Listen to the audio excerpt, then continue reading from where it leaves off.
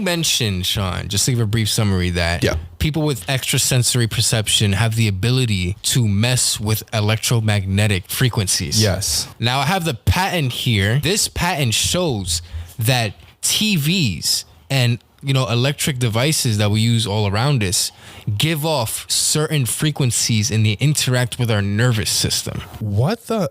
Wait, what? Yes. Anything that gives electromagnetic fields, your phone, which has upload and download, this computer, which does the same thing, your smart TV, gives off a certain frequency to interact with your field of energy and your nervous system. So you saying that people with extrasensory perception are more aware to those frequencies, they can actually tap and manipulate the frequencies this is giving off. Not only that, it has been found that through they give off certain frequencies to make you watch TV longer. The electrical devices are themselves giving off? Yes, the actual TV itself is giving off a frequency through the light it's showing on the TV and the actual device itself. Wait, so you're saying they created a patent to be able to deliberately control the viewer's attention rate? Like, this is the diagram right here. Look at this.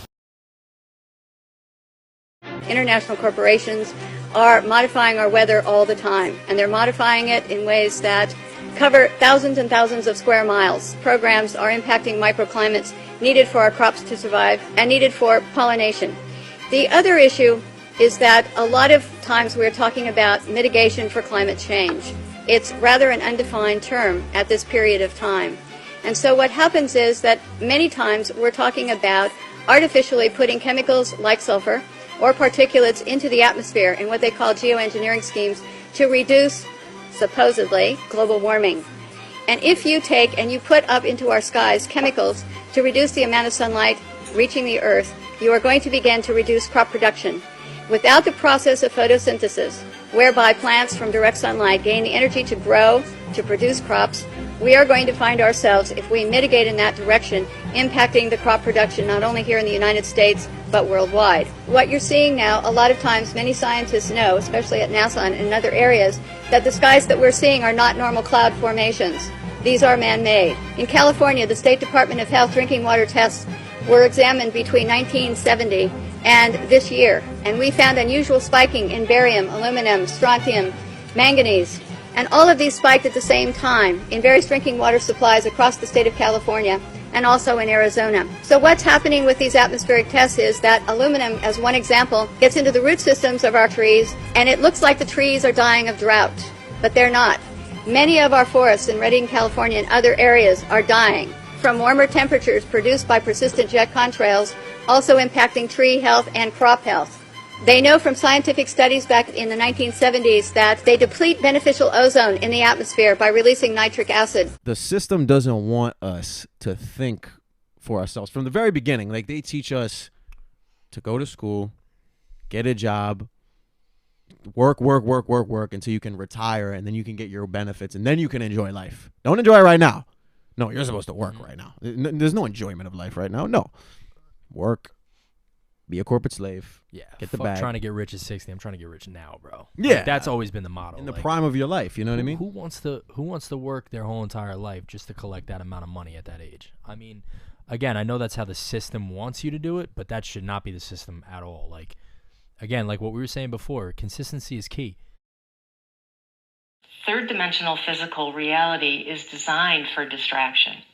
There's so many ways people can get off track in life.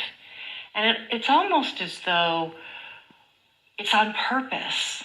It's almost as though from the time we're young, we aren't taught about the deeper realities, although we know that they're there and we know that they exist, but we aren't really supported in learning about personal power.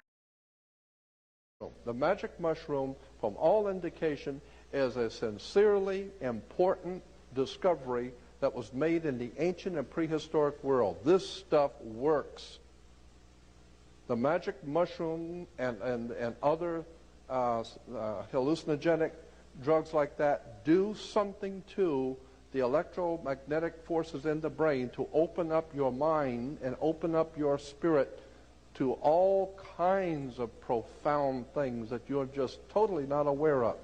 So while this is a hallucinogenic drug, nonetheless, this is a very important stuff here. Magic mushrooms are not to be laughed at. It is not a light thing. This stuff is very serious stuff.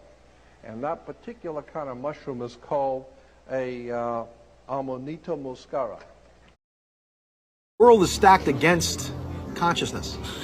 It's stacked against it. Why? The government doesn't want you to be conscious. Your schools don't want you to be conscious. The economy doesn't want you to be conscious. They want you to be good little slaves. They want you to obey. They want you to be controlled. And they don't care about you one way or another. They care about making more money. Who are all the great leaders that get killed? When you talk about Jesus or Gandhi or Martin Luther King or John F. Kennedy or Robert Kennedy, what's their message? That we should probably get along, that we should harmonize. And why are those the people that, bang, get shot right away? Because they want divide and conquer. They want to split us up by race, by creed, by religion, to make, you're different from the Muslims and you're different from the Iraqis and the Iranians and they're subhuman somehow, so we have to go to war against them. It's the oldest trick in the book. The pyramids didn't originate here. They were brought here to channel energy directly into the middle of the earth. But it was also used for something else. All the hieroglyphs, they're like magic sigils, and when energy is channeled through there, that activates them. This is the secret. The pyramids could teleport large groups of people into the other dimensions, so they would, get out of their bodies and they would interact with interdimensional beings. This is ancient knowledge.